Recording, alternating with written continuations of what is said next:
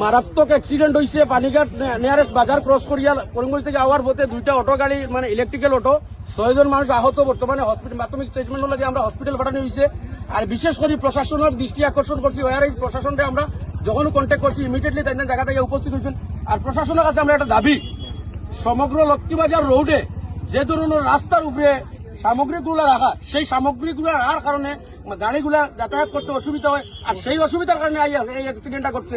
আপনারা যখন পুরো রাস্তাটা মাটি দিয়া কন্ট্রাক্টর বা খেয়ে বা কারা মালিকানা আছে পুরো এন্টার রোডে এই ধরনের পরিস্থিতি ওয়ার টিল্লা বাজার থেকে লইয়া ক্রস করিয়া আবার পিডাব্লিউডি পর্যন্ত এই জায়গা সাধারণ মানুষ যাতায়াত করতে 2-2.5 ঘন্টা লাগে। গভর্নমেন্টে কোটি কোটি টাকা খরচ করিয়া মার্কেট শেড বানিয়ে দিচ্ছে, কিন্তু পিডাব্লিউডি রাস্তার উপরে কিতার লাগি মার্কেট করা হয় এটা প্রশাসনের দৃষ্টি রাখার লাগিয়া, এটা দেখার লাগিয়া যাতে আমরা পাবলিক সাফার। আর এই যে আজকে বেপরোয়াই গাড়ি চালানি লাগি যে ঘটনা ঘটছে, এটা আমি প্রশাসনের কাছে অনুরোধ করবো আপনারা এটার ব্যাপারে প্রপারলি তদন্ত করুন, স্ট্রিক্টলি অ্যাকশন নেন, যাতে আমরা মানুষের যে কোনো সময় যে কোনো পরিস্থিতি মাত্র 30-35টা অ্যাক্সিডেন্ট আমরা রাস্তা থেকে পাই। এই অ্যাক্সিডেন্টের রিজনটা কিটা এটা দেখার লাগিয়ে আমার অনুরোধ থাকলো। আর প্রত্যেকে আমরা একটা দাবি প্রশাসনের কাছে যে রাস্তার কোনো সামগ্রিক পালাইতে পারতো না, যদি জরুরত মতো পালায় ইমিডিয়েটলি এটা ব্যবস্থা করতো।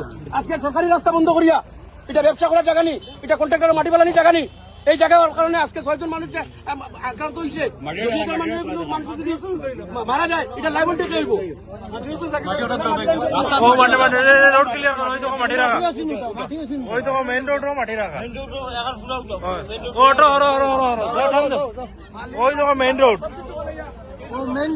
মেইন রোড মাটিগুলো রাখা